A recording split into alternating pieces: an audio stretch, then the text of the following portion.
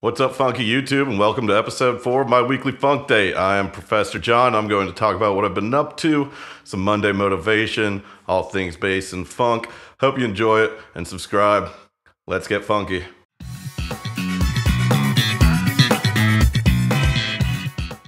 So you guys might have not seen me in a little bit. I've taken off some weeks.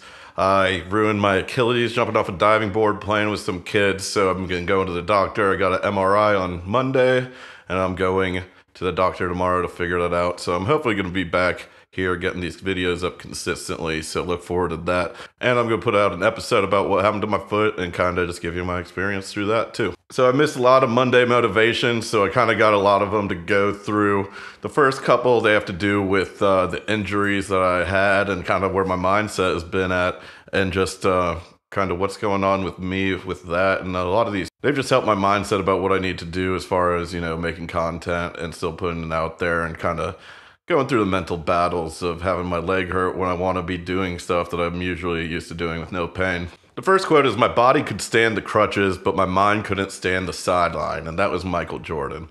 The second quote is, "Accumulating injuries are the price we pay for the thrill of not having sat around on our asses," by Mark Ripito. Jordan quote hits home great for me. I've dealt with pain and injury a lot playing sports in high school. I played football and I wrestled also. So I have a pretty high pain tolerance, and I can get through the pain and stuff, and I can heal and get better. The hard part for me was not being able to get everything done that I usually can do, which I mentioned earlier. Like, you know, I'm usually doing stuff and active around the house without any pain, but now I kind of stumble around and I can't do everything that I can do. And the stuff I can do, I have to take breaks in order to get it finished. In some cases, I've missed out completely on the things I usually do, like uploading content to YouTube these last few weeks. I also can't walk my dogs or mow my lawn. So if anyone wants to come over and mow my lawn, send me a message on Instagram and I will gladly pay you. But on the other hand, with the injury, sometimes I do a little too much. Like I had a gig, not this past Saturday, but the Saturday before, and I was wearing my boot, and I thought I felt good going up there, but by the time I got off the stage, I was struggling. And I kind of sat around and drank some water and went home, leaving my friends chilling at the bar because I needed to go home and lay down. So it's kind of weird that there is that balance between, you know, doing the things you want to do and being hurt, and then trying to figure out what you can do without hurting yourself.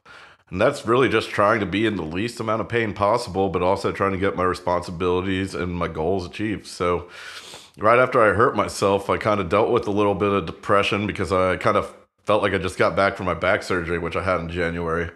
But I'm feeling better now. The gig was great. And, you know, I made a cover video this past week, so I think everything's coming back to normal with this episode. So look forward to new content coming up, and I'm glad I'm feeling better. But the thing is, not being able to do my stuff was actually more painful to me than my actual leg. Seems kind of crazy, but I felt like the mental pain was a little more than the physical pain. The second quote, "Accumulating injuries are the price we pay for the thrill of not having sat around on our asses." This quote just made me feel better because for the most part, if you're not active in life, you're not going to hurt yourself. You're going to have a chance to hurt yourself small, but being active is what really does it to you. And this may sound like you shouldn't take risks because you might get hurt, but to me, pain is the consequences of taking risks, and you need to take risks to get further in life. A friend of mine actually shared this motivation on her Facebook page. She was recently hurt on a motorbike, and she actually made this quote a lot more impactful to me. She was talking about how people would say, you know, I guess you've learned your lesson and you brought this upon yourself, etc. But living freely and to the fullest will have its consequences, and that risk could be getting hurt. So if those consequences are, you know, some temporary pain, so be it. Then the last two motivations I had were just kind of about being consistent. And this was really for myself, especially with the YouTube channel and me having missed out on so many videos that I would usually post. So the first quote, "The secret of success is the consistency to pursue." And the second quote is, "Success isn't always about greatness. It's about consistency. Consistent hard work leads to success. Greatness will come." And that second quote was The Rock, Dwayne "The Rock" Johnson. This motivation to me is pretty self-evident. I've said it before, Rome wasn't built in a day, so you have to be consistent building towards your goals. I've seen a lot of great things personally with me being consistent with this YouTube channel and with posting on Instagram and social media and stuff, so I know it works. And I just really needed this motivation to get me back to doing these videos and getting my head on straight. So I'm glad they had them during this last few weeks and during this injury, and I hope you guys enjoyed them too. My cover video this last week is the song Only Human by the Jonas Brothers, and this song gets stuck in my head all the time. I actually didn't know it was the Jonas Brothers at first, but I really like it, and I like the reggae groove and the steel drums, so it was a fun cover to do. And the Jonas Brothers actually make some groovin', funky pop songs. I'm gonna here to say that on record. I did a cover of their song Sucker, which is also a groovy, funky pop song that is also on the same album as this song, Only Human. The album's called Happiness Begins. So to me, they're obviously doing something right. They're making money. They're making funk. I can groove to it. So I like it. I like the Jonas Brothers. And I think the Jonas Brothers get a bad rep because they were kids when they got famous, but they're talented guys. You can't really deny that. Some of the songs that I like are Sucker. I like Cool. I like this song, Only Human. And I also like a couple of Nick Jonas's solo records, which that's actually really where I got turned on to the Jonas Brothers, was his song Jealous and Teacher. Teacher's got a really funky bass line, so go check that out. And check out my cover of Only Human on my YouTube channel and leave a comment. Let me know what you think. I also continued putting out videos for my first album, Freshman Orientation. I released a 6-song Light Stitches on my YouTube channel. This was one of the last songs I finished writing off this album because it wasn't a complete idea when I started, putting the album together.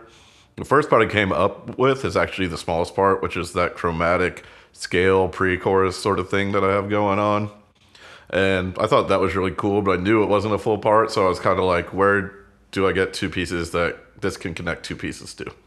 And the second part I came up with was the slap bass chorus, which is kind of an aggressive slap bass in a minor key. It sounds cool. It sounds kind of spooky. It's a little evil. It's a little mean. I like it. This part's aggressive, and that is what I was going for after kind of the goofy, happy pre-chorus.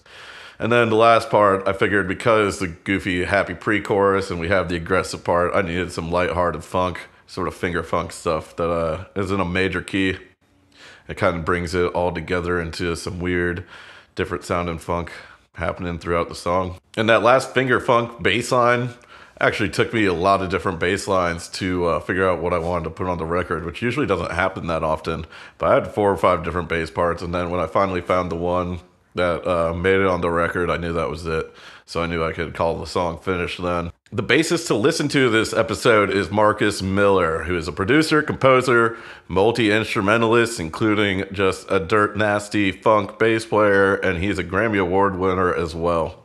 Marcus has played on countless albums and has a ton of credits, so just go to his Wikipedia page to check it out. I'm going to mention some of them in my favorite songs for sure coming up right here. But if you want to see them all and see just the diverse group of work he has, check out his Wikipedia page because they can tell you way easier than me sitting here telling you. Marcus Miller definitely puts out my favorite solo bass albums in the most consistent fashion. Everything he puts out, I think, is really incredible and tasteful. He's got great bands behind him, great rhythm sections, and I have to hear every album when it comes out, and I have to get it and check it out because I know it's going to be great. So I'm going to go through some of my favorite songs of his, which a lot of these songs that I mentioned, like the Jonas Brothers cover and these Marcus Miller songs, they are going to be on the Spotify playlist that I've linked below. So go check that out if you have Spotify. You can listen to all of them in one playlist, and it'll be easy to hear. I'm going to start with Marcus Miller's solo bass albums and then mention some of his sideman work and some songs there. So starting with his M2 album, which actually won the Grammy for the Best Contemporary Jazz Album in 2001. Some of my favorite songs off of there are Power, Boomerang. He does a really cool cover of Burning Down the House by the Talking Heads, and he also does a Red Baron arrangement by Billy Cobham that is really cool too. And I actually played it with a jazz band, but I just did the bass line. But in my head, I was thinking I should be playing the melody like Marcus. But go check those out because they're real cool. Off of his Silver Rain album, you gotta check out Bruce Lee. He does a cover of Frankenstein by the Edgar Winter Group on that album, which is great. He does Moonlight Sonata, which was by Beethoven. He also does a cover of Boogie on a Reggae Woman, which is also super funky because it really gets into that Stevie Wonder left hand dirt nasty keyboard synth stuff. So go check that out too.